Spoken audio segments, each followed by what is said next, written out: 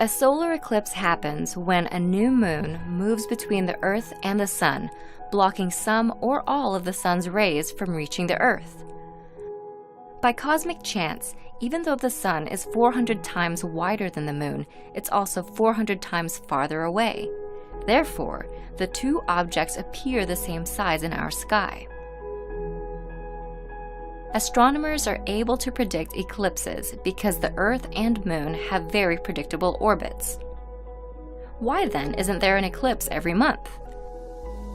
The Moon's orbit is usually tilted a few degrees north or south in relation to the Earth.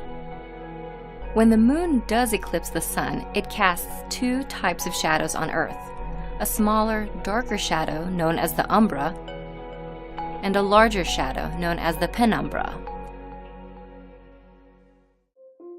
There are four types of solar eclipses. The first and most spectacular is a total eclipse, when the Moon completely covers the Sun's surface. A total eclipse can only be seen if you're standing within the umbral shadow. That's why the imaginary line created by this shadow as it races across Earth is known as the path of totality. People within the penumbral shadow see only a partial eclipse, the second type. From this view, outside the path of totality, the Moon passes in front of the Sun off-center, never fully covering its surface. Third, an annular eclipse occurs when the Moon passes directly in front of the Sun. However, unlike a total eclipse, the Moon appears too small to fully cover the Sun. The Moon's orbit is elliptical, so sometimes it's closer to Earth and sometimes it's farther away. Last, a hybrid eclipse is when the Moon's position between the Earth and Sun is so finely balanced that the curvature of the Earth plays a role.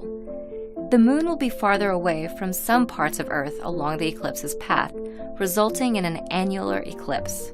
In other parts, the Moon will be just close enough to fully cover the Sun, resulting in a total eclipse.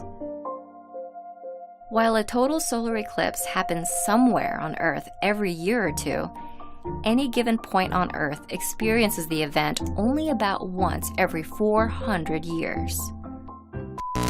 We interrupt this video for an important safety announcement. Looking directly at the Sun, even during an eclipse, can cause permanent eye damage. Fortunately, there are ways to enjoy an eclipse safely. The easiest is to use certified eclipse-watching glasses, which are shaded thousands of times darker than typical sunglasses. You can also look at the eclipse indirectly by making a pinhole viewer. Simply poke a small hole in a piece of cardboard. Hold the cardboard up to the Sun, allowing the Sun's image to be projected onto a flat surface. Be sure to look only at the surface and not through the cardboard. Just before the Moon completely covers the Sun, low-lying valleys on the Moon's edge will be the only spots that sunlight continues to pass through. These remaining brilliant shafts of light, known as Bailey's beads, will disappear one after another. And finally, a single bead of light remains, known as the diamond ring, signaling that you're just seconds away from experiencing totality. Once the last bead disappears and the Moon completely covers the Sun's surface, the view through your eclipse glasses will be pitch black. Totality achieved. At this point, none of the Sun's rays are reaching your eyes, and it's the only time that it's safe to take off your glasses. Remember to put your eclipse glasses back on before any of the Sun's rays start to peek through again. Any sunlight reaching your eyes, even for a few seconds, can cause serious damage. While an eclipse can last a few hours, totality typically occurs for less than 3 minutes. Animals and plants have also been known to alter their behavior during a total eclipse. Songbirds may stop singing, crickets may start chirping, and flowers may even start to close up. We won't always be able to see total solar eclipses. The Moon moves about 1.5 inches away from Earth each year. It's estimated that in about 1 billion years, the Moon will be too far away from Earth to completely cover the Sun.